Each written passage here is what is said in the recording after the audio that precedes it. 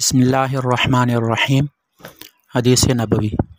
हज़रत अबू हुरैरा रज़ियल्लाहु तआला अन्हु बयान करते हैं, रसूलुल्लाह सल्लल्लाहु अलैहि वसल्लम ने फरमाया, मुनाफिक की 3 निशानियां हैं। जब बात करे तो झूठ बोले, जब वादा करे खिलाफ वर्जी करे, और जब उसके पास अमानत रखी जाए तो ख़यानत करे। इमाम मुस्लिम ने ये अल्फाज ज़ायद नक़ल किए हैं।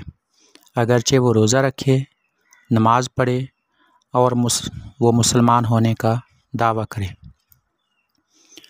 नबी करीम सल्लल्लाहु अलैहि वसल्लम ने इस हदीस पाक में एक मुनाफिक की 3 निशानियां बताई हैं।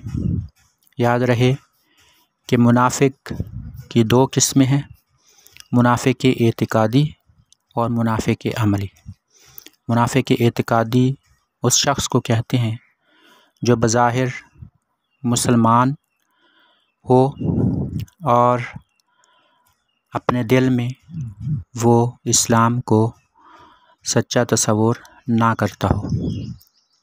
ऐसे शख्स का मामला नबी करीम सल्लल्लाहु अलैहि वसल्लम के ज़माने में तो ऐसा था कि अल्लाह पाक ने नबी करीम सल्लल्लाहु अलैहि वसल्लम को मुनाफिकीन के इस रवैये से आगाह फरमा दिया था।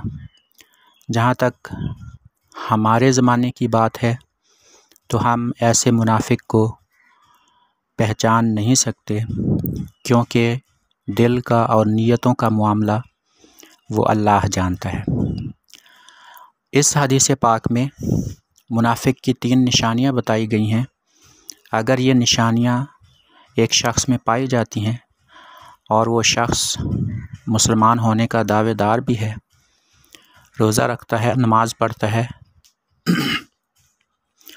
तो हम अपने इस ज़माने में उसको मुनाफिक एतिकादी नहीं कह सकते, क्योंकि हम उसके नीयत के हालात को नहीं जान सकते। हाँ, हम उसको मुनाफिक अमली कह सकते हैं, लेकिन यानी एक ऐसा मुसलमान कि जो बदअमल है, जो गुनाहगार है। मुनाफिक की 3 निशानियाँ क्या बताई गई हैं? झूठ बोलना, वादा खिलाफ़ी करना और अमानत में ख़यानत करना। किसी मुसलमान को ये ज़ेब नहीं देता कि वो झूठ बोले, वादा की खिलाफ वर्जी करे या अमानत में ख़यानत करे। झूठे के बारे में अल्लाह ने फरमाया है, अला लानतुल्लाहि अलल काज़िबीन, कि क्या झूठों पर अल्लाह की लानत नहीं है। वादा पूरा करने के बारे में अल्लाह ने फरमाया, वअऊफ़ू बिल अहदी इन्नल अहद कान मसऊला, अपने वादों को पूरा करो क्योंकि वादों के बारे में सवाल होगा, पूछगछ होगी।